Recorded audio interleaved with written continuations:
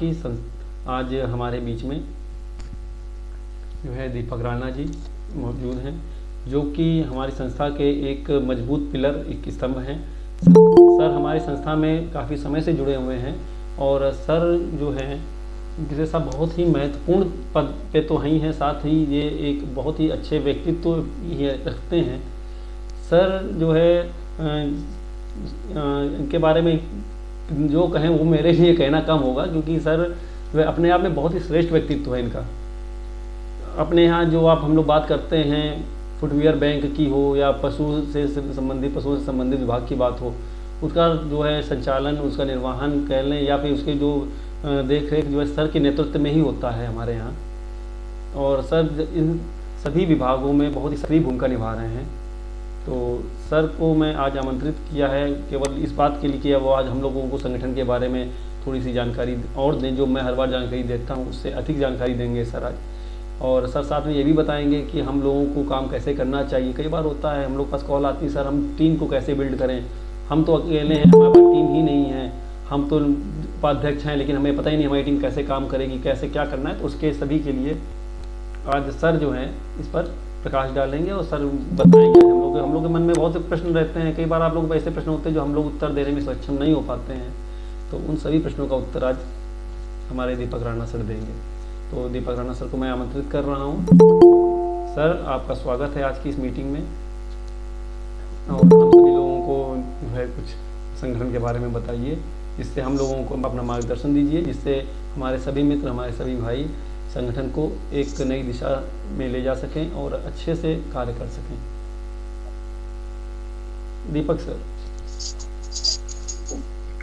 बहुत बहुत धन्यवाद धनंजय जी। क्या मेरी वॉइस आ रही है? जी सर, क्लियर आ रही है? तो मैं बहुत बहुत धन्यवाद देना चाहूँगा धनंजय जी को, जो कि प्रांतीय उपाध्यक्ष सोशल मीडिया हैं, और बखूबी इन्होंने सोशल मीडिया का भार अपने ऊपर जब से लिया है। वाकई संस्था सोशल मीडिया के क्षेत्र में बहुत आगे गई है, और इनके जुड़ने के बाद हमारी संस्था का जो सोशल मीडिया जो पेज है उसमें काफ़ी एक्टिवनेस आई है, लोग जानने लगे हैं, और सोशल मीडिया के थ्रू हम सभी जो मानवाधिकार सुरक्षा संरक्षण ऑर्गेनाइजेशन के जो परिवार है वो बढ़ता जा रहा है। तो और ऐसे ये व्यक्ति हैं, पदाधिकारी हैं, जो दिन भर हमेशा संस्था के प्रति लगन भाव से लगे रहते हैं, चाहे रात में हो चाहे दिन में हो। अगर कोई भी ट्विटर आता है तो रीट्वीट करना और उसको हम सभी की तरफ जागरूक करना, हम लोगों को अवेयर करना, रीट्वीट करवाना, तो बहुत ही बखूबी जानते हैं। और ऐसे पदाधिकारी पर हम सभी लोग को गर्व होना चाहिए। तो मैं चाहता हूं आप सभी लोग एक बार धनंजय जी का ताली बजा के स्वागत करें और धन्यवाद बोलें। आप वर्चुअल भी क्लैपिंग कर सकते हैं, वर्चुअल ऑप्शन आता है उसमें आप कर सकते हैं। धन्यवाद। धन्यवाद। और आपने जो मेरे बारे में शब्द बोला उसके लिए भी धन्यवाद। और ये तो सब ऊपर वाले की कृपा है, और मानवाधिकार सुरक्षा संरक्षण ऑर्गेनाइजेशन संगठन ऐसा है कि जिनके संरक्षण में, जिनको देख देख के मैं आज कार्य कर पा रहा हूँ। इसके लिए मैं जितने भी हमारे उच्च पदाधिकारी हैं उनका मैं तहे दिल से धन्यवाद करना चाहता हूँ, क्योंकि उनकी संरक्षण में, उनकी गाइडेंस में और उनके आशीर्वाद से आज मैं कुछ कर पा रहा हूँ। तो जो भी है, हमारे जितने भी सीनियर हैं उनके द्वारा ही ये संभव हो पा रहा है। तो एक बार मैं तहे दिल से सभी अपने पदाधिकारी जो हैं, उच्च पदाधिकारी हैं, उनका मैं धन्यवाद बोलना चाहूँगा, जिसमें सर्वप्रथम हमारे जो उच्च पदाधिकारी हैं, जैसे कि धनंजय जी ने बताया, हमारे राष्ट्रीय संरक्षण श्री कृपाल शंकर तिवारी जी, हमारे राष्ट्रीय अध्यक्ष श्री गुलाब सिंह चंदेल जी, राष्ट्रीय महामंत्री आदरणीय श्री डॉक्टर तपन अग्निहोत्री जी, राष्ट्रीय सचिव आदरणीय डॉक्टर श्रीकांत अवस्थी जी, राष्ट्रीय महिला अध्यक्ष डॉक्टर श्रीमती करीना अग्निहोत्री जी। ये हमारे उच्च पदाधिकारी हैं। हम सभी लोगों को हमारे संस्था का नाम के साथ साथ हमारे जो उच्च पदाधिकारी हैं उनका नाम पद हमेशा याद होना चाहिए, और कोशिश करना चाहिए जितने भी हमारे उच्च पदाधिकारी हैं उनके फ़ोन नंबर भी आपके कॉन्टैक्ट लिस्ट में जरूर हों, क्योंकि क्या होता है अगर हम संस्था से जुड़े हैं, अगर हमें संस्था के उच्च पदाधिकारी का नाम नहीं मालूम है तो कहीं ना कहीं ये हमारे लिए बहुत ही गलत साबित होगा कि हम अपने संस्था के पदाधिकारी को नहीं जानते, राइट। और बखूबी धनेंद्र जी ने संस्था की संक्षिप्त में जानकारी दी, किस तरह से हमारे 27 राज्यों में हमारी संस्था सक्रिय रूप से कार्य कर रही हैं, हमारे कितने मेंबर हैं, कब से हमारी संस्था जुड़ी है, संक्षेप में जानकारी दी। और पल पल और जब भी मीटिंग होती है तो संस्था की जानकारी दी जाती है। तो हमें संस्था की जानकारी बहुत रखना जरूरी है। मगर मैं बहुत बहुत उनको क्या बोलूँगा कि थैंक यू बोलना चाहूँगा या उनके जज्बे को सलाम करना चाहूँगा सुजीत जी का, जिन्होंने 47 मेंबर जुड़े थे, उसमें सिर्फ उन्होंने हाथ खड़ा किया और जितना भी उन्होंने बोला, थोड़ा कम बोला, गलत बोला, मगर जितना बोला मगर उन्होंने कोशिश करी, क्योंकि कोशिश करने से ही कामयाबी मिलती है। और जब हम धीरे धीरे कोशिश करते हैं तभी हम कुछ कर पाते हैं। अगर हमने कोशिश ही नहीं करी तो हम आगे कुछ नहीं कर पाएंगे। तो एक मैं पर्सनली सुजीत जी के लिए क्लैपिंग करना चाहूंगा। बहुत बहुत धन्यवाद सुजीत जी। और इसी तरह से जानकारी लेते रहिए और जब भी मौका मिले बोलने की कोशिश करिए, क्योंकि जितना आप बोलेंगे उतना लोग आपको जानेंगे, उसी प्रकार से आप सेवा कर पाएंगे, राइट। तो आज मैं अपने टॉपिक पे आता हूँ। जैसा कि संगठन के बारे में धनंजय जी ने बड़ी खूबसूरती के साथ हमें जानकारी दी। अब हमारा जो मेन टॉपिक है कि समाज सेवा। अगर मैं चाहूंगा कि कौन कौन ऐसा व्यक्ति है जो समाज सेवा के उद्देश्य से संस्था में जुड़ा है, तो हैंड रेज कर सकते हैं। मैं ज्वाइन हुआ हूँ क्योंकि सभी लोग कहीं ना कहीं समाज सेवा का भाव है मन में, तभी आप मानव अधिकार सुरक्षा एवं संरक्षण ऑर्गेनाइजेशन में ज्वाइन हुए। अगर मैं आपसे थोड़ा सा रिक्वेस्ट करूंगा, जिनका वीडियो ऑफ है प्लीज ऑन कर लीजिए, तो मैं अच्छे से समझ पाऊंगा कौन हैंड रेज कर रहा है, कौन नहीं कर पा रहा है, राइट। अगर वीडियो करेंगे तो आपस में मिलजुल बढ़ेगा, एक दूसरे को जानेंगे, पहचानेंगे और सीखने और सिखाने का मौका भी मिलेगा, राइट। लाइट ही नहीं आ रही, अंधेरा पड़ा है। कोई बात नहीं सर, अंधेरे में भी कोई दिक्कत नहीं, राइट। जी, बहुत अच्छे। जब एक दूसरे को देखते हैं तो अच्छा भी लगता है कि हाँ हमें कोई सुन रहा है या हम किसी को बता रहे हैं, उनको समझ में आ रहा है कि नहीं आ रहा है, राइट। हम तो बस कोशिश कर रहे हैं कि लोगों को जो मैं कर रहा हूँ या करने की कोशिश करता हूँ, बस वही मैं शेयर करूंगा। कोई यहाँ पे कोई आपको ज्ञान देने नहीं आया हूँ, राइट। क्योंकि हमारी जो संस्था है मानव अधिकार सुरक्षा एवं संरक्षण ऑर्गेनाइजेशन, ये बेसिकली समाज सेवा के क्षेत्र में बहुत ही अच्छा कार्य कर रही है। और अब ये बात आती है कि हमारे समाज सेवा होता क्या है। बहुत से लोग समाज सेवा को अलग स्तर पे ले जाते हैं, अलग मीनिंग में ले जाते हैं। समाज सेवा एक छोटा सा अर्थ है, समाज के प्रति किया गया कोई भी सामाजिक कार्य जिससे समाज को या परिवार को या देश को या प्रदेश को कहीं से भी कुछ भी लाभ मिलता है या सेवा मिलती है, तो सेवा का रूप माना जाता है। सेवा मतलब समाज सेवा। समाज सेवा करने के लिए हमें सबसे पहला कदम अपने आप से उठाना होगा, राइट। अपने आप से जब उठाएंगे हम अपनी सेवा, मतलब हमारे में क्या कमी है, हमारे में क्या अवगुण है, अगर हम उसको सुधारने की कोशिश करेंगे, क्योंकि जब पहले हम सुधरेंगे तभी हम लोगों को समाज को सुधार पाएंगे, राइट। मैं तो हमें क्या करना है, तो सबसे पहले क्या करना है, हमें खुद को सुधारने की कोशिश करनी है, राइट। जब हम खुद को सुधारने की कोशिश करेंगे तो धीरे धीरे हम लोगों को भी सुधार पाएंगे, अपने क्षेत्र को सुधार पाएंगे, राइट। अब ये बात आती है कि समाज सेवा हमें क्यों करनी चाहिए, इस पे थोड़ा सा गौर करिएगा कि हमें क्यों करनी चाहिए। जैसे कि हम सभी लोगों को पता है, पौराणिक ग्रंथों में भी है कि 84 लाख योनियां होती हैं, उसके बाद मनुष्यों का जन्म होता है। मनुष्य का जन्म ऐसे नहीं मिलता हम लोगों को। अगर हम लोगों को अगर जन्म मिला है तो क्योंकि एक इंसान ही ऐसा प्राणी है या जीव है जो बोल सकता है, समझ सकता है, लोगों की भावनाओं को कह सकता है और मदद करने की कोशिश कर सकता है। सिर्फ इंसान ही ऐसा प्राणी है जहाँ पे ये भावना उत्पन्न होती है। तो हमें कहीं ना कहीं अगर हमें इसमें जन्म मिला है तो हमें उसको कर्तव्य को, जिस उद्देश्य से हमारा जन्म हुआ उसे उद्देश्य को पूरा करना चाहिए। तो ये हमारा कर्तव्य है कि हम इस योनि में जन्म लिए हैं, तो हमें इस हमारा जो कर्तव्य है उसको निभाना चाहिए। हाँ, हमें ये तो पता है 84 योनि होती हैं, ये सबको पता है? किस किस को पता है? हैंड रेज करेंगे। 84 लाख योनियां हैं, ये सभी को पता है, अधिकतर लोगों को पता है। नहीं पता है तो आप पता कर सकते हैं, गूगल में सर्च कर सकते हैं। अगर हम 84 लाख योनियों की बात करें, लोगों को पता तो है, मगर ये होता क्या है, कैसे हम मनुष्यों का जन्म कैसे होता है, कब हमारा मनुष्य का जन्म होता है, तो उसके बारे में थोड़ा सा संक्षिप्त में मैं विवरण दूंगा। अगर हम योनि की बात करें, 84 लाख योनि की बात करें, तो उसको 3 श्रेणी में डिवाइड किया गया है। पहला थलचर, दूसरा नभचर और तीसरा जलचर। मतलब जो पानी में रहने वाले, जो पृथ्वी में रहने वाले, जो आकाश में रहने वाले, इन 3 में डिवाइड किया गया है 84 लाख योनियों को। अगर हम बात करें जलथर की, मतलब जो जल में रहने वाले जीव होते हैं, उनको 9 लाख वर्ष का वरदान है। कितने वर्ष का? 9 लाख वर्ष का, राइट। अगर हम पंछियों की बात करें तो उनको 10 लाख योनि का वरदान है, राइट। अगर हम कीड़े मकोड़े की बात करें तो उनको 11 लाख वर्ष का वरदान है। अगर हम पेड़ पौधों की बात करें तो उनको 20 लाख वर्ष तक का वरदान है। अगर हम पशुओं की बात करें तो 30 लाख वर्ष जो वरदान है उनको, पशुओं को। सबसे ज्यादा जो जीते हैं वो पशुओं का जीवन काल होता है, जिसको 30 वर्ष की आयु होती है, राइट। 30 लाख वर्ष की आयु होती है। उसके बाद आता है जो मनुष्य का जो जीवन होता है, वो 4 लाख योनि का। सबसे छोटा जो काल है वो मनुष्यों का है। और हम लोग सोचते हैं कि हमारे पास बहुत पावर है, हमारे पास बहुत कुछ है, हमारा बहुत जीवन बहुत लंबा है। नहीं, पशुओं का बहुत होता है, उसके बाद पक्षियों का होता है, कीड़े मकोड़ों का होता है, इस तरह सभी का बनाया गया है। तो हमें एक सौभाग्य की बात है, इतने योनियों के बाद हमें मनुष्य का जीवन मिला है।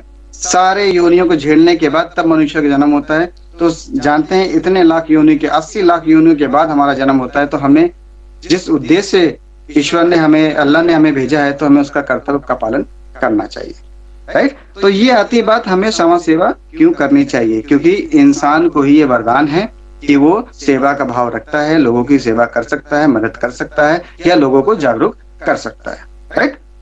अगर हम बात करने, अब ये मेन मुद्दा आता है कि हमने सीख लिया समाज सेवा क्या होता है, क्यों करनी चाहिए और कैसे करनी चाहिए। अब बात आती थी कैसे करनी चाहिए। अगर कैसे करने की बात चाहें तो हम समाज सेवा 2 तरीके से कर सकते हैं। एक होता है नर सेवा, जिसको नारायण सेवा कहते हैं। अगर हम पशुओं की मतलब अगर हम नर की सेवा मतलब मनुष्यों की सेवा करते हैं, तो सीधे उसको नारायण सेवा मतलब परमात्मा की सेवा करने का मतलब उपाधि दी गई है। अगर हम किसी भी असहाय की मदद करते हैं, किसी गरीब की मदद करते हैं, किसी पीड़ित की मदद करते हैं, वो डायरेक्टली हम एक प्रभु की सेवा करने के बराबर होता है, राइट। और कभी ना कभी आपने महसूस भी किया होगा, अगर आप कहीं भी किसी प्रकार की सेवा करते हैं तो कहीं ना कहीं आपको उसका फल मिलता, भले देर में मिले, मिलता जरूर है। कर्मों के हिसाब से ही आपको यहाँ पे सब कुछ भुगत के ही जाना है, राइट। और दूसरी होती है बेसहारा पशुओं की सेवा। तो हम आज बात करेंगे पहले नर सेवा। नर सेवा में बात आती है कि हम मनुष्यों की सेवा कैसे कर सकते हैं, और अगर हम समाज सेवा के क्षेत्र में उतरे हैं तो हम समाज सेवा को हम किस तरह से कर सकते हैं। जैसे कि धनंजय जी ने बताया कि स्टार्टिंग में बहुत से लोगों का भ्रम होता है या फिर दिक्कतें होती है कि हम समाज सेवा स्टार्ट कैसे करें, कि मेरे पास लोग नहीं है, मैं क्या अकेले कैसे कर सकता हूं। तो उसके लिए मैं थोड़ा सा आपको एग्जांपल दूंगा कि आप किस तरह से आप समाज सेवा के क्षेत्र में छोटे छोटे कार्य करके भी आप बड़ा नाम कर सकते हैं और अपने क्षेत्र में अपने समाज के प्रति अपना योगदान दे सकते हैं। अगर हम नर सेवा की बात करें तो हमें बहुत गर्व होना चाहिए कि मानवाधिकार सुरक्षा एवं संरक्षण ऑर्गेनाइजेशन में 29 कार्य चल रहे हैं, जो आप किसी भी कार्य को आप पकड़ के आप अपनी सेवा भाव रख सकते हैं। जैसे कि मैं कुछ गिनती उसमें गिनाऊंगा, ऐसे तो बहुत सारे हैं। जिसमें आप कहोगे सबसे पहले समस्या समाधान। जितने भी लोग आपके क्षेत्र में, आपके समाज में, आपके जान पहचान में या आपके कहीं भी अनजान जगह पे भी कोई भी लोग दिखता है या पीड़ित हैं या उनके साथ अत्याचार हो रहा है, आप उसकी कंप्लेन लेके संस्था के कार्यालय, जो आपके जिले में जो भी कार्यालय है, वहां पे आप सूचना देके उनके लोगों की मदद कर सकते हैं। आपने क्या किया, उनको एक गाइडेंस दी, उनको संस्था के बारे में जानकारी दी और उनको बताया कि इस तरह से आपका समाधान हो सकता है। जैसा कि आपको पता हो या ना पता हो, मैं फिर बताना चाहता हूँ, हमारी जो संस्था है हमेशा सेकंड स्टेप पे वर्क करती है। मतलब आपको किसी भी विभाग में कोई भी दिक्कत है या कोई भी पीड़ित है, तो पहले उस विभाग के जो कार्यालय है उसको सूचित करना पड़ेगा। वहाँ पे जो भी एप्लीकेशन मिलती है आप उसको एप्लीकेशन लेके आप हमारे कार्यालय में आके जमा कर सकते हैं। जमा नहीं कर पाते हैं, कोई दूर का है, तो व्हाट्सएप के थ्रू अपना पूरा पत्र लिख के हमें व्हाट्सएप कर सकते हैं या फिर आप सीधे कुरियर कर सकते हैं। ठीक है, इसकी अधिक जानकारी के लिए आप आपके जो भी कार्यालय है उसको संपर्क कर सकते हैं। राइट, अब सेवा करना है तो किस तरह से करना है? तो सबसे पहले हमें क्या करना है, अपने क्षेत्र में काम करना है, क्योंकि जब आपका क्षेत्र आपको जानने लगेगा तभी आपका जो जिला है, आपका प्रदेश है, फिर आपको जानेगा। अगर आप पूरे शहर में आप काम कर रहे हैं और आपको क्षेत्र भी आपको नहीं जानता तो फिर बड़ा दिक्कत की बात होती है। राइट, कि हम पूरे शहर में तो काम कर रहे हैं, जब अपने एरिया में आ रहे हैं तो पता चला कौन दीपक राणा। ठीक, तो इस तरह से होता है कि हमें अपने क्षेत्र में काम करना, और छोटी छोटी चीजें जो हम अनदेखा कर सकते हैं, कर देते हैं, उसको आप लेके भी आप कार्य कर सकते हैं। जैसे कि हम सभी कहीं ना कहीं मोहल्ले में रहते हैं, किसी ना किसी कॉलोनी में रहते हैं, किसी ना किसी क्षेत्र में रहते हैं। हर क्षेत्र में सड़क होती है या नहीं होती है? हैंड रेस करेंगे, होती है कि नहीं होती है? जहां भी आप रहते हैं होती है, होती है। तो क्या होता है, आपने देखा होगा कि आजकल इतना भ्रष्ट जो भी सरकारी विभाग है कि कोई भी सड़क हो, साल तो बहुत छोड़ दो, 6 महीने में बोल जाती है। इस चीज को आप मानते हैं? मानते हैं? Very good. तो इस तरह से क्या करते हैं, आप कोई भी समस्या, जैसे आप जा रहे हैं रास्ते में, आपको लग रहा है कि यहाँ पे गड्ढा है और ये सड़क बहुत दिन से नहीं बनी है, तो उसका एक शॉर्ट वीडियो बना लीजिए, आप फोटो खींच लीजिए और एक एप्लीकेशन देके आप संस्था में दे दीजिए। आप इसको वायरल कर सकते हैं। अब तो आपके पास सोशल मीडिया प्लेटफॉर्म है, ट्विटर है, आप उसके अकॉर्डिंग भी आप संस्था के थ्रू रिट्वीट करा के भी आप काम करा सकते हैं।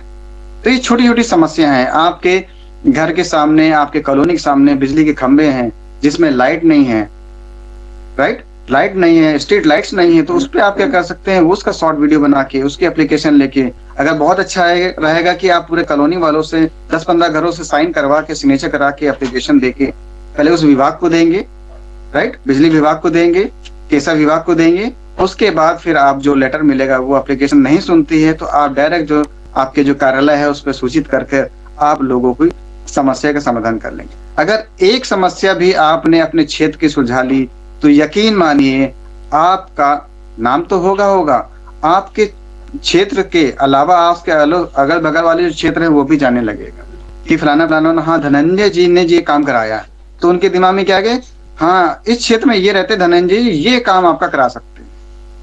बहुत से लोग सिर्फ सुने होते हैं कि हाँ ये धनंजय जी ये कार्य करते हैं, तो इस थ्रू से 2 क्षेत्र से 3 क्षेत्र में लोग पहुंच जाते हैं।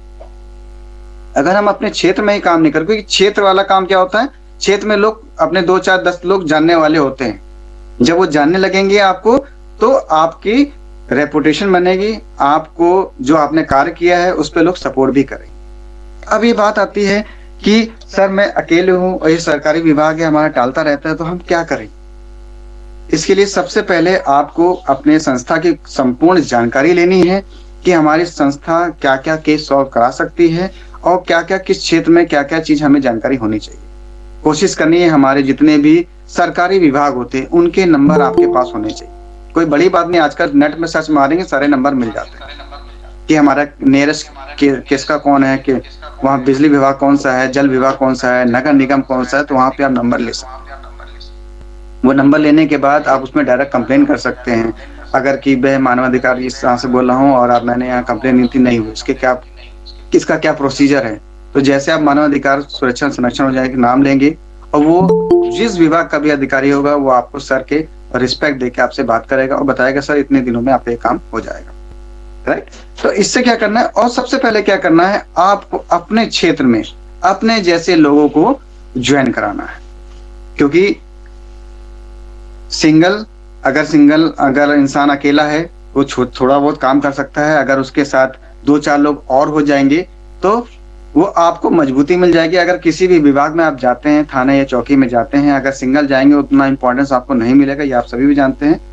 एकता में ही ताकत होती है। अगर आपके साथ 4-5 लोग 10 लोग आपके साथ जुड़े होंगे तो आपका मनोबल बढ़ेगा और आपके क्षेत्र में काम होगा। तो सबसे पहले कोशिश करना है कि अपने क्षेत्र में कम से कम 5 लोगों को जरूर ज्वाइन कराइएगा। इसके साथ क्या होगा, जो भी आप काम करेंगे उसमें आपका मनोबल बढ़ेगा और आपके कार्य करने की क्षमता बढ़ेगी, राइट। तो हमें क्या करना है, अपने लोगों को ज्वाइन कराना है। इसके लिए संस्था ने बहुत अच्छा एक प्लेटफॉर्म दिया है, जिसमें आप किसी भी तरीके से जो वॉलेंटियर हैं, वॉलेंटियर को आप ज्वाइन करा सकते हैं, जिसकी जो फीस है, जिसका शुल्क है मात्र 199 रुपए। सिर्फ 199 रुपए में उनको 1 साल की मेंबरशिप मिलेगी। इसको बड़े ध्यान से सुनिएगा सभी सदस्यगण। 199 में आपको वॉलेंटियर का एक मेंबरशिप मिलेगी जो 1 ईयर की वैलिडिटी रहेगी, और उस क्षेत्र में आपके साथ जो भी रहता है, क्योंकि 100-200 रुपए देना किसी के लिए कोई बड़ी बात नहीं है, और साल भर के उसको मेंबरशिप मिल जाएगी, और एक आपको प्रॉपर तरीके से का एक आई कार्ड मिलेगा, जिसके थ्रू आप अपने टीम को बढ़ा सकते हैं शुरुआती फेज में। और जब वो बढ़ाएंगे, धीरे धीरे लगेगा कि आपने 10 लोगों को ज्वाइन कराया, 10 में से धीरे धीरे लग रहा है कि आपके 5 लोग मजबूत हैं, तो वही 5 लोग अगर अच्छा कार्य करेंगे, तो संस्था ने एक बहुत अच्छा एक नियम निकाला है कि अगर कोई भी वॉलंटियर अच्छा कार्य करता है 1 साल के अंदर, तो उसको 2 साल की फ्री मेंबरशिप देगी संस्था, किसी भी विधान सेवा लेवल की।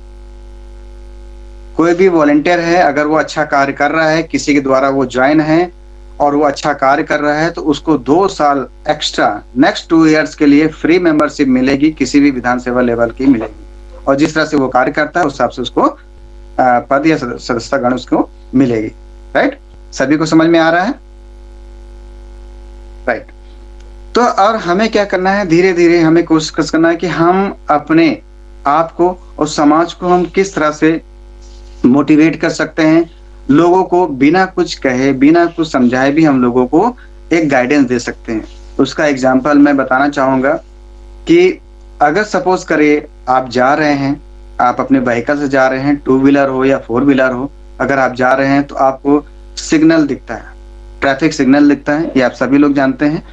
रेड सिग्नल जब होता है तो अधिकतर लोग रुक जाते हैं, मगर मैंने अक्सर देखा, या आप लोगों ने भी अक्सर देखा होगा कि अगर हम जा रहे हैं और बेसिकली सुबह के टाइम जब जाते हैं तो सब लोग हड़बड़ी में रहते हैं, ऑफिस जाते हैं या फिर कहीं भी जाते हैं, व्यापार में जाते हैं, तो जानबूझ के अनदेखा करते हुए सिग्नल को क्रॉस करके निकल जाते हैं। होता है अक्सर, कभी कभी जानबूझ के होता है, कभी कभी जल्दबाजी में भी ऐसा हो जाता है। तो उसमें क्या करना है, हमें अपनी नैतिक जिम्मेदारी को समझते हुए उस पर हमें क्या अमल खुद करेंगे। जब हम खुद अमल करेंगे तभी हम किसी को बता सकते हैं। और ये देखिएगा, मैं पर्सनली कर चुका हूँ, आप भी कभी करिएगा। अगर रेड सिग्नल हो, 10 गाड़ियां निकल गई आगे और आप अपनी गाड़ी रोक दीजिए, यकीन मानिए 2-3 गाड़ी और निकल जाएगी आपके बगल से, मगर चौथी और 5वीं गाड़ी आपके बगल में आकर रुक जाएगी। ये मैंने प्रैक्टिकल देखा है और आपने भी किया होगा। अगर करके देखिएगा तो आपको खुद समझ में आएगा कि आपने बिना कुछ कहे, बिना कुछ करे, आपने एक सोशल मैसेज दे दिया। और ये भी एक प्रकार की क्या है, सेवा ही है। ये बहुत सी ऐसी सेवा होती है जो हम बिना कुछ कहे भी हम कर सकते हैं। अगर आप जा रहे हैं, रास्ते में आपको कहीं पे 20 रास्ते में कहीं पत्थर दिखता है, तो आप उसको उठाइए, ज्यादा समय नहीं लगेगा। आप गाड़ी खड़ी करेंगे, उतने मुश्किल से 30 सेकंड से 1 मिनट के अंदर वो कार हो जाएगा। आप उसको किनारे करेंगे। हो सकता है पीछे वाला बंदा तेजी से आ रहा हो, आपने देखा है, अनदेखा कर दिया, हो सकता है किसी कारणवश उसका एक्सीडेंट हो जाए। गलती उसकी भी है कि उसने देखा नहीं, मगर गलती आपकी भी है क्योंकि ईश्वर ने आपको एक मौका दिया था कि आपकी नजर उस पत्थर पे पड़ी। ऐसे तो बहुत से लोग देख के अनदेखा कर देते हैं। तो आपको क्या करना है, वह नैतिक जिम्मेदारी समझते हुए उस पत्थर को हटाना है। कोई भी संकोच नहीं करना, चाहे 4 व्हीलर में हो चाहे 2 व्हीलर में, उठाइए और सड़क के किनारे रख दीजिए। जब आप ऐसा करेंगे, हो सकता है आपके पीछे बैठा हुआ या आपके साथ कोई बंदा जा रहा होगा, वो बोलेगा अरे दीपक भैया आप ऐसा क्यों कर रहे हैं, देर हो रही है, तब उसको हम बोल सकते हैं। या आपके पीछे कोई गाड़ी वाला हो, वो आपको देख के मोटिवेट हो जाए। तो ये कहते हैं ना, कब कहाँ कौन सा एग्जाम्पल किसके लिए वरदान साबित हो जाए या किसको मोटिवेट कर सकता है, ये हम नहीं समझ पाते। ये हमारी छोटी छोटी जो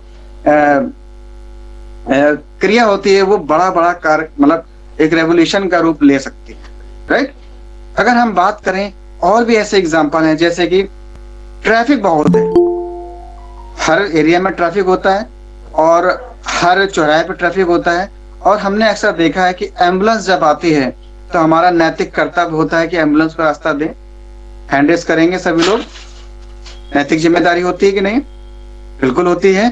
तो हमें क्या करना है, बहुत से लोग हॉर्न बजने के बाद भी जगह नहीं देते हैं, तो हमें कोशिश करनी है कि हमें नैतिक जिम्मेदारी निभाते हुए थोड़ी देर अपनी गाड़ी को साइड में करके एम्बुलेंस को निकलने के लिए जगह दीजिए।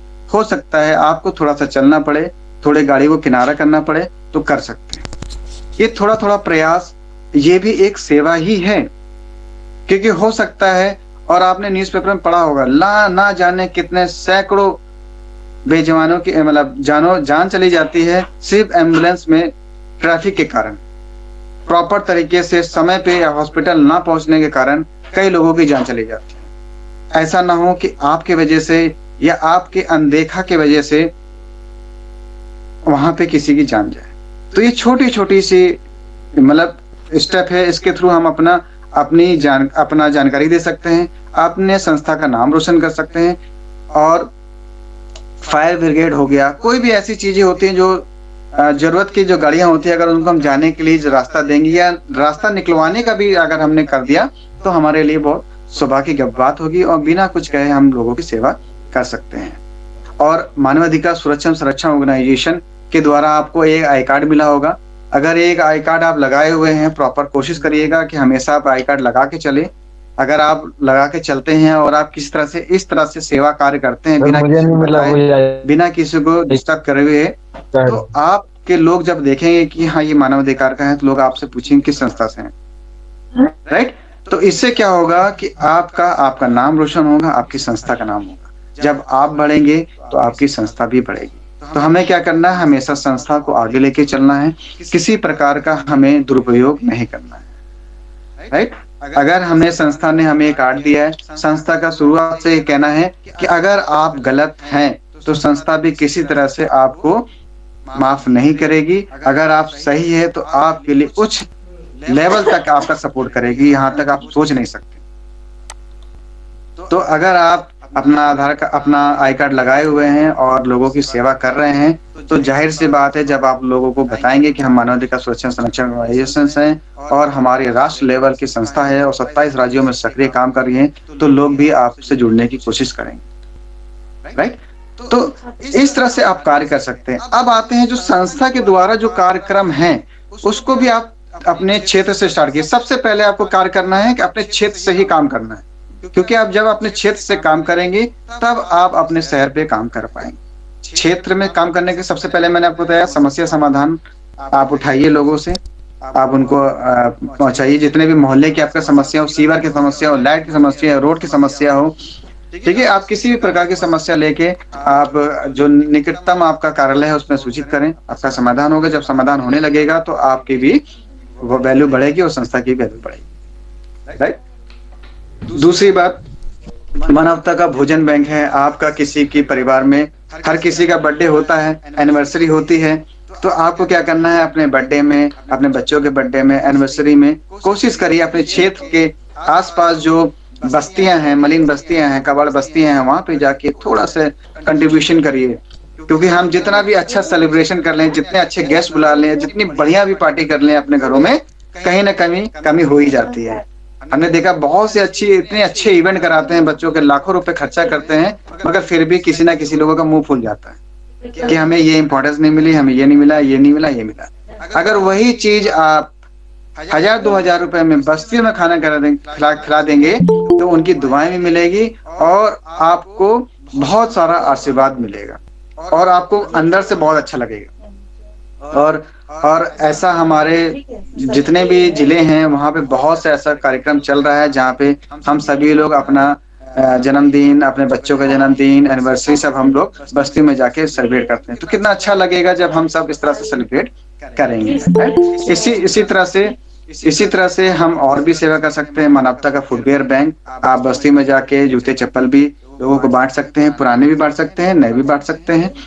वस्त्र बैंक है, अब जैसे ठंड आ रही है, लोगों को ठंड से बचाने के लिए आप वस्त्र वितरण कर सकते हैं, जैसे कि संस्था द्वारा वस्त्र वितरण चल ही रहा है और आप भी कर सकते हैं, कंबल बांट सकते हैं। कोशिश करिए अपने क्षेत्र से, अपने आसपास के लोगों से, अपने जो असहाय लोग हैं उनकी मदद करने की कोशिश करिए। उसके वजह से आप लोगों का आपका उस क्षेत्र में नाम होगा, राइट। कोशिश करना है कि हमें अपने क्षेत्र में सबसे पहले कार्य करना है, उसके बाद फिर हम अलग क्षेत्र में जाएंगे। क्योंकि जब हम अपने क्षेत्र को नहीं सुधार पाएंगे तो हम शहर को कैसे सुधारेंगे, अपने समाज को कैसे सुधारेंगे, अपने देश को कैसे सुधारेंगे। तो इसलिए मैं कह रहा हूँ कि सबसे पहले आपको अपने क्षेत्र पे वर्क करना है और कोशिश करना है कि जितनी से ज्यादा अपने लोगों को ज्वाइन करना है। और संस्था द्वारा आपको एक नेम प्लेट अभी ग्रुप में भी डाला गया था, एक आपका नेम प्लेट भी आपको अपने घरों पे लगाना है, जिससे क्या होगा कि आपके आस पड़ोस लोग आपको जानेंगे, संस्था को जानेंगे कि हाँ ये धनंजय जी मानवाधिकार सुरक्षा संरक्षण ऑर्गेनाइजेशन में है, तो हो सकता है इनके द्वारा हमारी मदद मिल सके। और इससे क्या होगा, कोई भी सरकारी विभाग का अधिकारी आता है तो आपको अभी तभी से बात नहीं करेगा, रिस्पेक्टफुल सर से पूछे आपको जाएगा। तो नेम प्लेट आप अपने घरों पे जरूर लगाइए। अगर कोई भी घर पे सुविधा है तो आप एक छोटा सा बैनर लगा सकते हैं जिसमें आप लिख सकते हैं कि यहाँ पे समस्या का समाधान आप एप्लीकेशन दे सकते हैं। कोई भी समय रखते हैं, रविवार, प्रत्येक रविवार, सोमवार, जो भी आपको समय सही लगे, 2 से 3 घंटे का आप उसमें लिख देंगे तो वहां पे धीरे धीरे आपके पास समस्या आने लग जाएंगी। ये मैं वो तरीका बता रहा हूँ कि आप किस तरह से स्टार्ट कर सकते हैं। जरूरी नहीं कि आपको बहुत बड़ा कार्यक्रम करना है, बड़े लेवल का कार्यक्रम करना है, क्योंकि देख संस्था 3 चीजें चलती है, तन मन धन।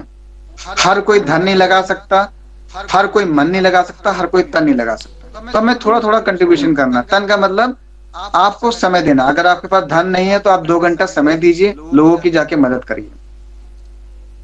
अगर तन नहीं, समय नहीं है तो आप फाइनेंशियली धन देके भी सपोर्ट कर सकते हैं। अगर धन नहीं है तो आप मन दीजिए। मन मतलब आप मेंटली आप सपोर्ट करिए, व्यू दीजिए, आइडिया दीजिए ताकि लोग समझ सके। और संस्था, हमारी संस्था जो भी, चाहे नए पदाधिकारी हो चाहे पुराने पदाधिकारी हैं, अगर कोई भी आपके मन में सुझाव है, आपके मन में कुछ भी बताने के लिए कुछ भी है तो उसको एक्सेप्ट करती है, उसको भी लागू करती है, राइट। ये तो होगी नर सेवा। अब संक्षेप में मैं जरा से आपको बताऊंगा कि एक होती बेजुबानों की सेवा। बेजुबानों की सेवा भी बहुत पुण्य का काम है, क्योंकि कहीं ना कहीं नर सेवा में हम लोगों की प्रॉब्लम को समझ सकते हैं, वो बताने में सक्षम है या इशारों से बता सकते हैं। कहीं ना कहीं वो बता सकते हैं कि हमें ये प्रॉब्लम है, ये प्रॉब्लम है, इस तरह से हम कहीं भी उसको करा सकते हैं। मगर बेजुबानों की सेवा में होता है कि वो बता ही नहीं पाते उनको क्या कष्ट है। तो ऐसे में क्या करना है, कभी कभी लगता है कि ये अनजाने में हो जाता है कि हमें पता ही नहीं होता कि हम इसमें करें क्या। तो इसका सिंपल से आपको फंडा बता रहा हूं मैं। आप रास्ते में जा रहे हैं, आपको कहीं भी किसी भी प्रकार में घायल पशु या पक्षी या कुछ भी दिखता है, आप उसका शॉर्ट वीडियो बनाइए और कोशिश करिए आप अपने आप जिस भी क्षेत्र में, जिस भी जिले में होंगे आप वहाँ के जो फॉरेस्ट डिपार्टमेंट जो होंगे, डीएफओ, उनका आप नंबर रखिए। जितने भी एनिमल शेल्टर हैं, जो रेस्क्यू टीम है, उनका नंबर रखिए और उनका शॉर्ट वीडियो आप बना के उनको भेज दीजिए और उनको कांटेक्ट करिए, वो आके रेस्क्यू कर देंगे। तो आपने क्या किया, आपने सिर्फ 2 मिनट का वीडियो बना के और उस विभाग को आपने भेज दिया। नहीं तो सीधे आपको कुछ नहीं पता तो 112 डायल करिए, बोले सर यहाँ पे बीमार पड़ी है, यहाँ पे बंदर के जख्मी है, यहाँ पे गाय जख्मी है, तो वो उस विभाग को डायरेक्ट फॉरेस्ट डिपार्टमेंट में आपको वो कंप्लेंट ट्रांसफर कर देगा। वहां से आपके पास कॉल आएगी और आपको पूरी डिटेल देके वो वहाँ पे खुद ही वो रेस्क्यू कर लेगी। नहीं आते तो कोई भी जो रेस्क्यू टीम है वो आके आपको रेस्क्यू कर लेगी। कुछ नहीं करना है, 112 ध्यान रखना। 112 में डायल करेंगे, वहां पे जो भी विभाग का होगा वहां पे आपको फायर ब्रिगेड भेजना होगा, फायर ब्रिगेड भेज देंगे। मगर हम सोचते हैं कि हम ये कर नहीं पाएंगे, इस चक्कर में नजरअंदाज कर देते हैं। तो आपको कोशिश करना है कि ऐसे में आपको बस रुकना है, थोड़ा सा हल्का सा सपोर्ट करना है, 2 से 3 मिनट आपको समय देना है और आप किसी की बेजुबानों की सेवा कर सकते हैं।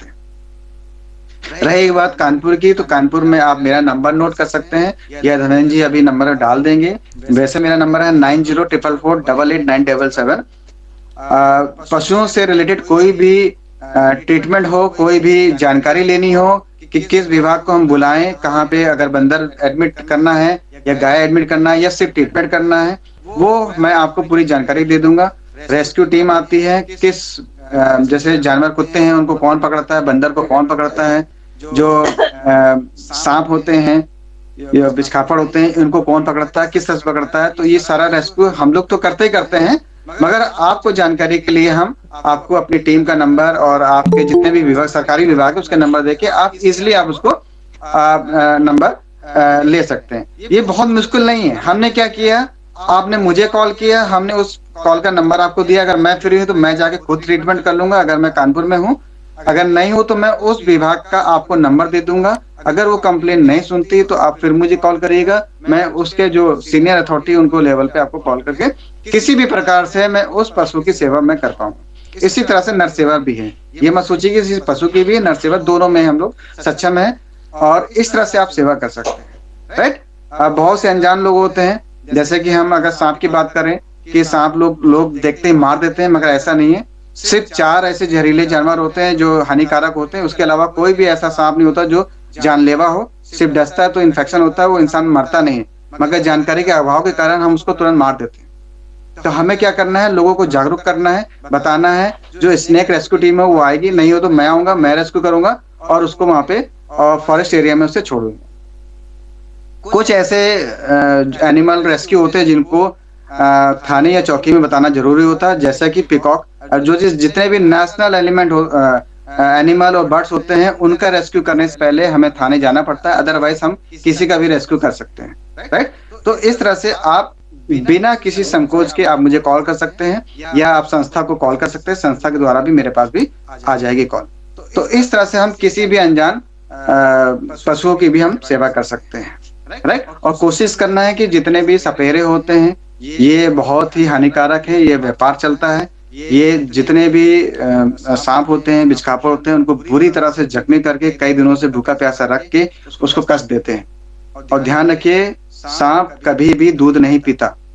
उसके थैली में जो पाचन क्रिया होती है दूध को पचाने की, वो थैली होती ही नहीं है, मगर अज्ञान के वजह से हम उनको दूध पिलाते हैं। स्पेशली नाग पंचमी के दिन और शिवरात्रि के दिन ये ज्यादा होते हैं, मगर इस समय बहुत ज्यादा सक्रिय है टीम हर जिले में, हर जगह में, कि हम लोगों ने इतना ज्यादा स्टिंग ऑपरेशन किए हैं, इतने ज्यादा हम लोगों ने वो किए हैं। अब हम लोग के कानपुर में फिलहाल बहुत ही कम ऐसे मंदिर हैं जहाँ वो रियर दिख जाते हैं, अदरवाइज उनको पता है कि यहाँ पे टीम आ जाती है। बहुत रेस्क्यू किए हैं, बहुत लोगों को बचाया है। तो इस तरह से हम लोग ये कर सकते हैं। सिर्फ अभाव के कारण, जानकारी के अभाव के कारण, अंधविश्वास के कारण बहुत से बेजुबान जानवर मर जाते हैं। तो हमें क्या करना है, हमें नैतिक जिम्मेदारी लेने हुए नर सेवा और बेजुबानों की सेवा, दोनों की सेवा करनी है। और जाते जाते मैं आपसे बस यही कहूंगा कि मानवाधिकार सुरक्षा एवं संरक्षण ऑर्गेनाइजेशन के माध्यम से आपको बहुत अच्छा एक प्लेटफॉर्म मिला है, जहां पे आपको समाज सेवा करने के इतने सारे विकल्प हैं और इतनी बड़ी टीम है कि आप अकेले नहीं हो। आप जिस जिले में भी हो, अगर उस जिले में आप कार्यक्रम कर रहे हो, कहीं ना कहीं आपसे जुड़ के हम आपके पोस्ट, अगर हम नहीं पहुंच पाते हैं तो आपके पोस्ट को हम लोग शेयर करते हैं, जिसके द्वारा पता चल जाता है कि सुजीत जी कौन है, सलीम जी कौन है, अजय जी कौन है, धनंजय जी कौन है, स्वाति जी कौन है। तो ये आपके कार्य के द्वारा जब हम लोग संस्था के द्वारा प्रमोट किया जाता है तो लोग आपको तो जानते हैं, संस्था को भी जानते हैं। कभी कभी आपकी वजह से संस्था को जानते हैं, कभी कभी संस्था की वजह से आपको जानने का अवसर मिलता है लोगों को। राइट। तो ये मेरा संक्षेप में मैंने अपना समाज सेवा के क्षेत्र में जो भी किया है या किस तरह से आप कर सकते हैं उसकी संक्षेप मैंने जानकारी दी। अगर आपको किसी प्रकार की कोई आपके मन में कोई विचार आ रहा हो या किसी मन आपके विचार में कुछ कहना चाहते हैं या कुछ पूछना चाहते हैं तो आप संकोच, हमारे पास 10 मिनट का समय है, आप पूछ सकते हैं। ओवर टू धनंजय जी।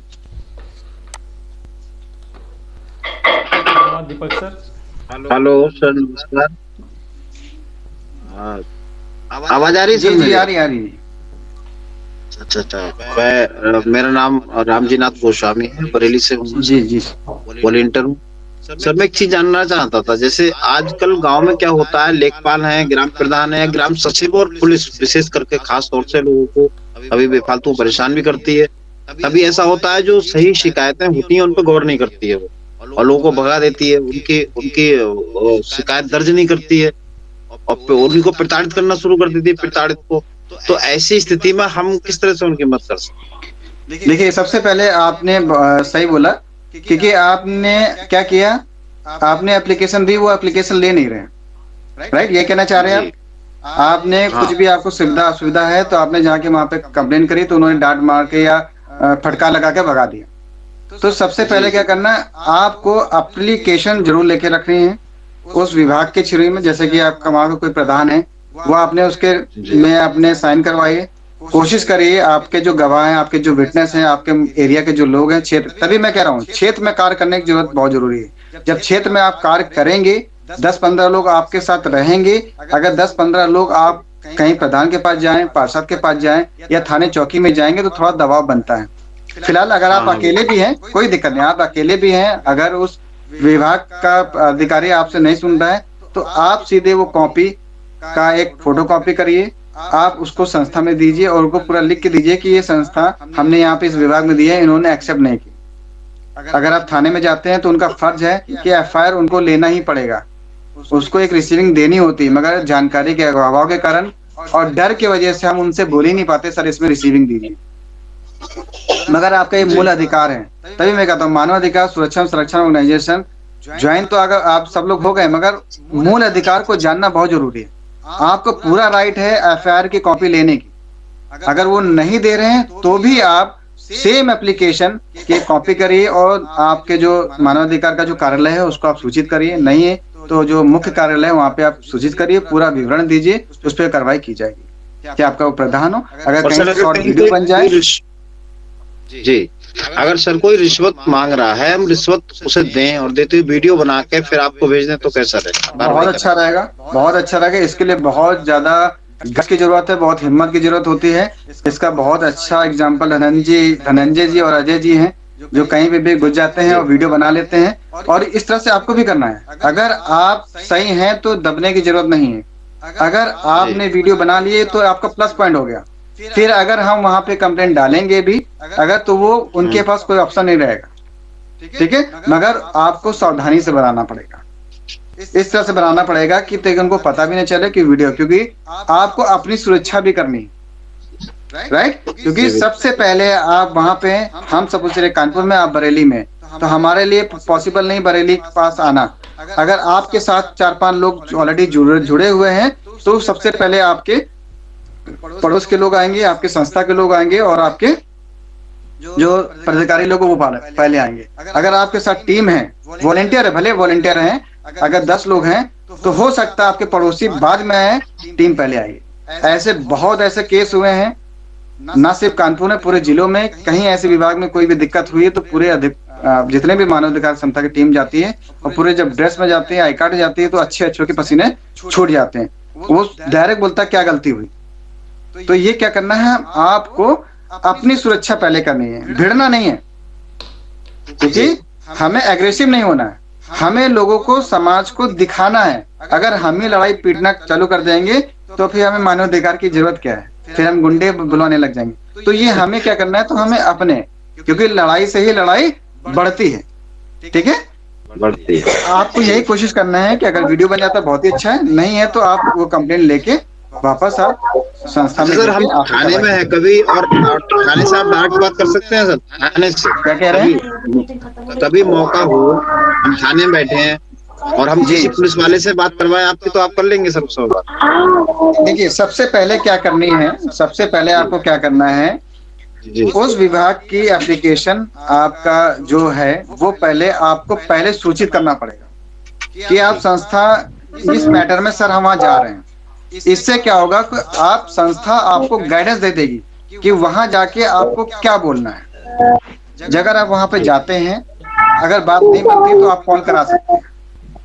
ठीक है, मगर पहले से आपको प्री इन्फॉर्म देना है। पता चलेगा आप फोन कर रहे हैं और जो हमारे कुछ पदाधिकारी हैं मीटिंग में कहीं बैठे हैं, अगर आप फोन नहीं उठा तो आप सोचेंगे लीजिए हमारा कोई पदाधिकारी फोन नहीं उठाता, तो ये एक कम्युनिकेशन गैप हो जाएगा। तो आपको प्री इन्फॉर्म करेंगे तो आपको सारी सुविधा मिलेगी। ठीक है, ठीक है सर, ओके, धन्यवाद। जय हिंद सर। कुछ बोलना चाह रहे हैं? नरेश, जय हिंद सर। जय हिंद नरेश जी। सर मुझे एक केस के सिलसिले में बात करना है आपसे। जी जी बताएं। मेरा साला ससुर का आपसी विवाद, घरेलू विवाद हुआ था, जिसमें कि मेरा साला सब एफआईआर किया था। जी जी। तो थाना में जो एफआईआर कांड है वो 319/2022 है।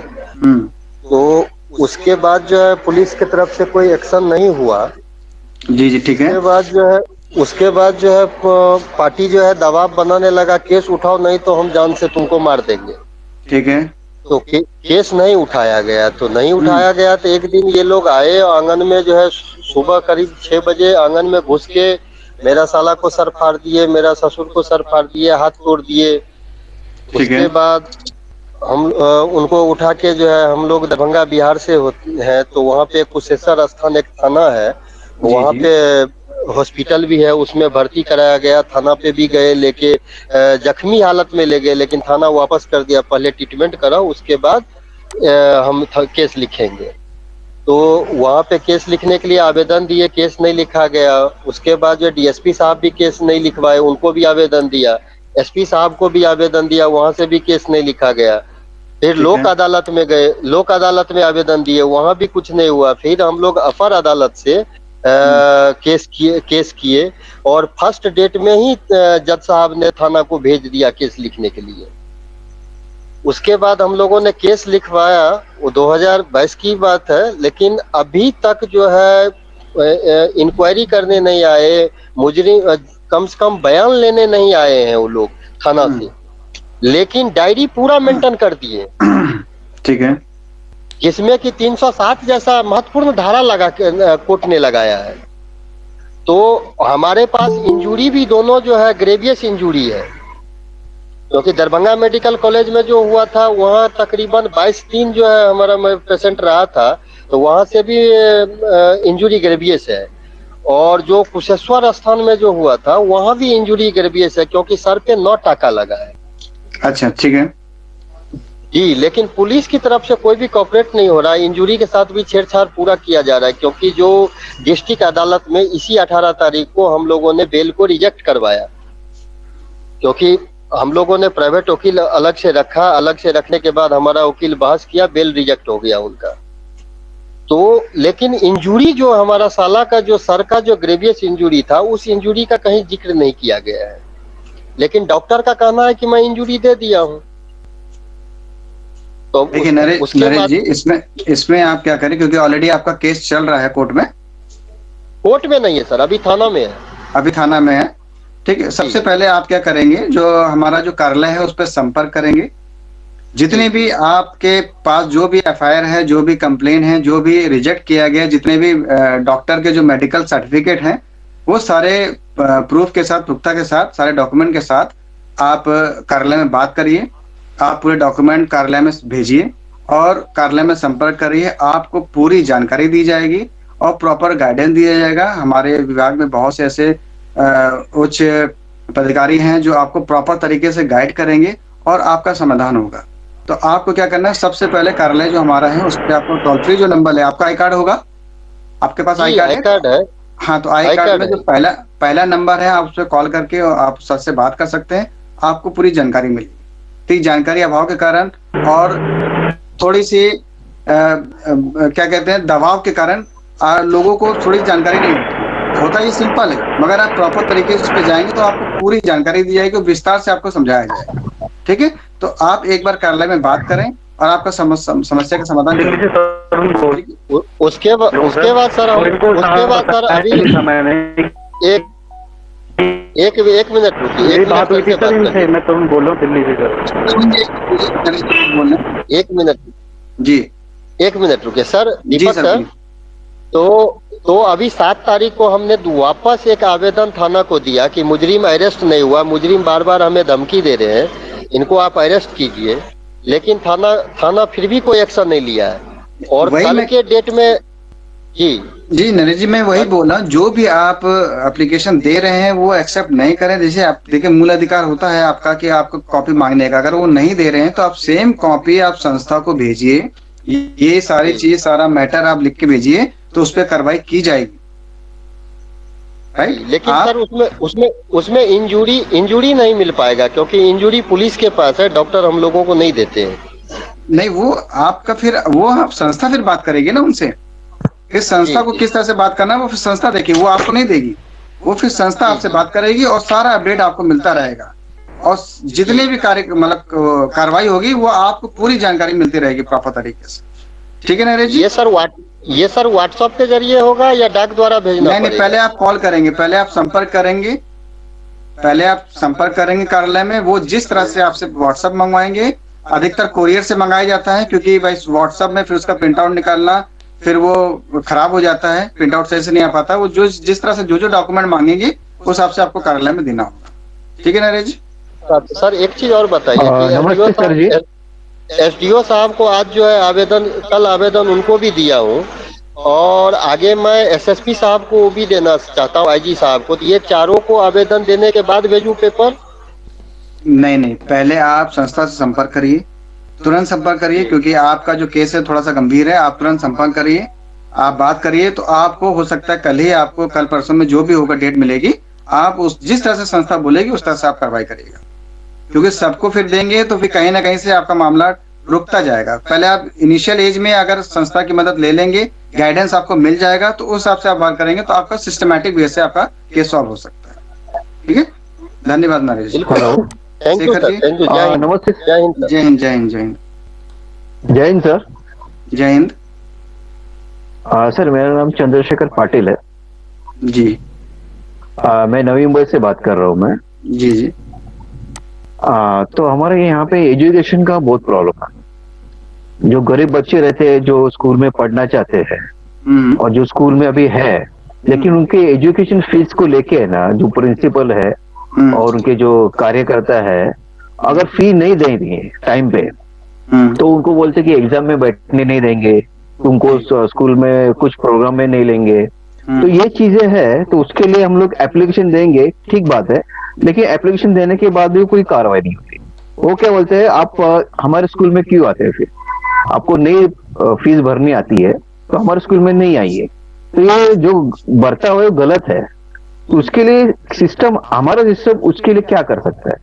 क्योंकि ये 2 केसेस मेरे सामने आए हुए हैं, तो उन्होंने उनका सिर्फ 1500 रुपया नहीं मिला, टर्म फी नहीं भरा, तो उन्होंने उसको एग्जाम बैठने नहीं दिया। तो ये गलत चीज है ना सर?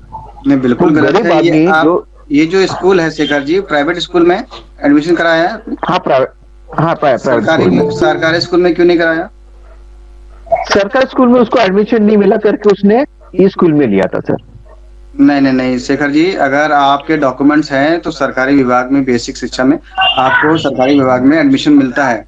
अगर हम प्राइवेट स्कूलों की बात करें, प्राइवेट स्कूलों की मनमानी बहुत चलती है, उसमें भी हमारी संस्था बहुत सक्रिय तरीके से कार्य कर रही है। आप हमारा संस्था का रिकॉर्ड देखेंगे तो आपको समझ में आएगा कि पहले जो प्राइवेट स्कूल जो है उसमें कोई नियम ही नहीं था।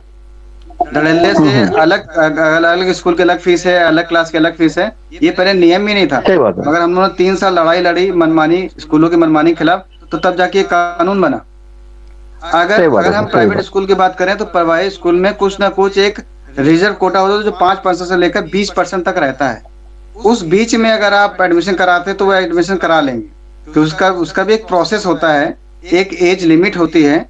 अगर उस एज के अंदर अगर आप उसका एडमिशन, किसी बच्चे का एडमिशन कराएंगे, तो किसी स्कूल में 8 तक फीस होती है, किसी स्कूल में पूरा इंटर तक उस बच्चे की फीस माफ होती है। अगर आप उस प्रोसेस से जाएंगे तो बच्चों को कोई भी हानि, मतलब कोई भी नुकसान नहीं होगा और किसी तरह से टॉर्चर नहीं किया जाएगा। तो सबसे पहले हम लोग क्या करते हैं, हम लोग खुद ही प्राइवेट भागते हैं, क्योंकि हम लोग गवर्नमेंट हॉस्पिटल चाहते नहीं है, नौकरी चाहते हैं। स्कूल भी हमें प्राइवेट चाहिए। तो हमें कहीं ना कहीं हम थोड़ा सा मेंटली उस तरह से सोचते हैं, तो जिसकी वजह से हमें कहीं ना कहीं फिर सुनने को मिलता है भाई प्राइवेट स्कूल की बहुत ज्यादा मनमानी। ये बहुत बड़ा इशू है, ये एक बहुत बड़ा इशू भी है, स्कैम भी है। हम लोग सोचते हैं कि हम लोग सोचते हैं कि गरीब लड़के सीखे, पढ़े, आगे लिखे। तो ये चीजें है ना, कहाँ तो रुकनी चाहिए सर। ये गरीब लड़का पढ़ना चाहिए। गरीब की बात करें शेखर जी, अगर गरीब की बात करें तो अगर आपने हमारे जो कार्यक्रम है, कार्यकारिणी है, उसमें अगर आपने देखा होगा तो हमारा का स्ट्रीट स्कूल भी चलता है। स्ट्रीट स्कूल चलता है, हम लोग खुद चलाते हैं। हम लोग बस्तियों में खुद जाते हैं, और बस्तियों ऐसी बस्तियां होती हैं जहाँ पे कूड़े कबाड़ वाले रहते हैं और शायद उनके माँ बाप ने भी नहीं पढ़ा होगा, वहां पे जाके हम लोग पढ़ाते हैं। देखिए, आप स्टेप बाय स्टेप चलिए तो आपको कोई भी नुकसान नहीं होगा। हम लोगों ने स्ट्रीट स्कूल खुलवाया, मतलब स्कूल बस्ती में जाके स्कूल खुलवाया, वहां पे लोगों को पढ़ाना चालू किया। पहले कोई राजी नहीं थे, फिर धीरे धीरे हम लोगों ने लोगों को जागरूक किया, उनके माता पिता को जागरूक किया, बच्चों को पढ़ाना चालू किया। फिर 2 से 4, 10, 15 से बच्चे होने लगे। फिर उनको कुछ एक्टिविटी करने लगे, क्योंकि सिर्फ शिक्षा देंगे तो बच्चे थोड़ा सा डिस्टर्ब होते हैं, क्योंकि मेंटालिटी वैसी होती है। कुछ एक्टिविटी करते हैं, बराबर। कुछ बर्थडे सेलिब्रेशन करते हैं, तो इससे वजह से लोगों को जागरूक होते हैं। और यकीन नहीं मानेंगे, बस्ती में कुछ कुछ ऐसे बच्चे इतने टैलेंटेड हैं जो कभी पढ़े नहीं थे, आज वो मल्टीप्लिकेशन और सब डिवाइड वाइड सब कर रहे हैं। जब उनकी हम कैपेसिटी देखते हैं, तो उसके बाद फिर हम जो वहाँ पे जो नियरेस्ट सरकारी स्कूल है, वहाँ पे उनका हम निःशुल्क एडमिशन कराते हैं। प्रोसेस बाय प्रोसेस चलता है। आप भी इस तरह से कर सकते हैं। बहुत अच्छी आपकी भावना है कि आप इन बच्चों के बारे में सोच रहे हैं। अगर आप लीगल तरीके से स्टेप बाय स्टेप क्योंकि चलेंगे, शिक्षा पे नहीं, शिक्षा पे तो सबका हक है ना सर। जी जी, बिल्कुल बिल्कुल, मैं कह रहा हूँ हक तो बिल्कुल है सभी का। हाँ, तो कभी ये चीजें ऐसी मेरे ध्यान में आती है तो मैं बात करता हूँ उनसे। मैंने प्रिंसिपल से मैंने बात की कि बच्चे अगर पढ़ रहे हैं तो आप उनको डिस्टर्ब मत कीजिए, उनके पेरेंट्स को आप डिस्टर्ब मत कीजिए। वो भरेंगे, ऐसा नहीं कि नहीं भरेंगे, इनको थोड़ा टाइम देना चाहिए। उस टाइम के लेवल पे आपको दे देंगे वो, ऐसा नहीं कि आप उसको टॉर्चर करेंगे। उसके बाद वो बच्चा भी डिस्टर्ब हो जाएगा, पूरी फैमिली डिस्टर्ब हो जाएगी। ये गलत है ना सर। यहाँ पे एक ऐसा कोई निवेदन देना चाहिए गवर्नमेंट को कि बिल्कुल गलत है कि लॉकडाउन के समय में आपको ज्ञात होगा हाँ, कि लॉकडाउन में बहुत से स्कूलों ने फीस माफ करी, बहुत से स्कूलों ने नहीं माफ करी, बहुत से पेरेंट्स ने बच्चों को स्कूल छुड़वा दिए, है ना। इसका कारण क्या था? हाँ सर, कि कुछ स्कूल समझ पाए, कुछ स्कूल में थोड़ा कोऑपरेट किया, नहीं समझ कुछ पाए। लोग ने सही बात नहीं है। किया, मगर उनकी भी मजबूरी है। अगर हम दोनों सही पहलू बात। देखें, अगर एक क्लास में 10 बच्चे हैं, अगर 5 बच्चे ऐसे बोलने लग गए, सपोज करें 5 बच्चे का फीस की प्रॉब्लम है, तो वहाँ स्कूल का खर्चा वो कैसे निकालेंगे? सही बात है। आप उनके भी सोच के चलिए। अगर मेरा स्कूल होता या आपका नहीं। स्कूल होता, तो आप एक मानवता तो कहती है कि हाँ करना चाहिए, बात प्रिंसिपल है। भी सही बात एग्री है। हो सही जाएगा, मगर डायरेक्टर को कौन देखेगा? क्योंकि बिजली का बिल, जनरेटर का बिल, प्रिंसिपल की फीस, पियोन की फीस, गाड़ी, सब कुछ उसी को देखना है। तो ये भी हमें देखना सही है। बात। तो इसमें हमें क्या करना है, सही स्टेप बाय बात। स्टेप करना, लीगल तरीके से जाना। ठीक, बहुत अच्छी सोच है और कोशिश करिए। मुंबई में अगर आप स्ट्रीट स्कूल खोल लिए तो बहुत अच्छा रहेगा, क्योंकि सही बात है सर। स्ट्रीट स्कूल नहीं है। और शेखर जी, आप वहाँ पे खोलिए और वहाँ पे बहुत आपको सपोर्ट मिलेगा। मैं पूरी तरह से कोशिश करूंगा सर। ठीक ठीक, धन्यवाद। धन्यवाद। धन्यवाद दीपक सर, आपका बहुत बहुत धन्यवाद। आपने आज बहुत ही अच्छी जानकारी दी। आज कम से कम आज मैं भी उम्मीद है कि आज हमारे साथियों को बहुत आपसे प्रेरणा मिली होगी, बहुत सीखने को मिला होगा। जिस तरीके से आपने आज नर सेवा और साथ ही जो है जानवरों की सेवा, दोनों के बारे में बहुत ही उच्च स्तर की जानकारी दी। सर हमारे जो है बहुत ही शुरुआती मेंबर हैं, बहुत ही समय से जुड़े हुए हैं, और इन्होंने ये जो अनुभव बताए हैं सर के खुद के अनुभव हैं। उन अनुभवों को उन्होंने आज हमारे साथ साझा किया है, और सर जो है इनको करते करते आज संस्था के बहुत ही बड़े मुकाम तक पहुँचे भी हैं। तो सर का ये अनुभव जो है बहुत ही मायने रखता है हमारे लिए भी। जिस प्रकार से हम लोगों को अपना सोशल मीडिया पे, हमें अजय जी को सोशल मीडिया पे कमांड है, तो उसी तरीके से सर को इस फील्ड में कमांड है, इसलिए सर को आज आमंत्रित किया गया था। और उम्मीद करते हैं कि आप लोग के जो प्रश्न थे काफ़ी हद तक कवर हो गए होंगे। और ये जो प्रश्न था कि अभी तक हम तो अकेले हैं, हमारी टीम नहीं है, हम कैसे काम करें, और आई कार्ड नहीं आया, जैसे अभी भी लोग साथ रहता, भैया समाज सेवा के लिए आई कार्ड की जरूरत थोड़ी ना पड़ती है कि आपके पास जब टैग लगेगा तभी आप समाज सेवा करोगे। उसके लिए आपकी इच्छा शक्ति की जरूरत होती है, जैसा सर ने बताया। अरे सड़क पर कोई पत्थर पड़ा है, आप उसे हटा दो, इसके लिए आई कार्ड होना जरूरी थोड़ी ना है। उसके लिए आपको गाड़ी से उतरना जरूरी है और 2 मिनट रुकना जरूरी है। तो इसी इच्छा शक्ति के साथ जो आज सर ने जो बात बताई है, सिखाया है, इससे कहीं ना कहीं हम लोग के अंदर मोटिवेशन आया है, और हमारा भी यह सोचने का नज़रिया काफ़ी हद तक बदला है। ये छोटी छोटी चीज़ें हैं जो हमें भी गौर करनी चाहिए। हालांकि हम तो अभी तक, मेरा तो पर्सनल व्यू यही है, हमेशा सरकारी कर्मचारियों में कमियां ढूंढा करते हैं, लेकिन सर की वजह से अब हम रास्ते का पत्थर भी देखना शुरू करेंगे। तो उम्मीद करता हूँ आप लोगों को आज की जानकारी अच्छी लगी होगी। आप लोग मीटिंग में आए, इसके लिए बहुत बहुत धन्यवाद, और कि आप लोगों ने अपना समय, कीमती समय निकाला। पर इसके लिए मैं दीपक सर को जो है अपनी ओर बहुत बहुत धन्यवाद देता हूँ, आप सबकी तरफ से धन्यवाद दे रहा हूँ। और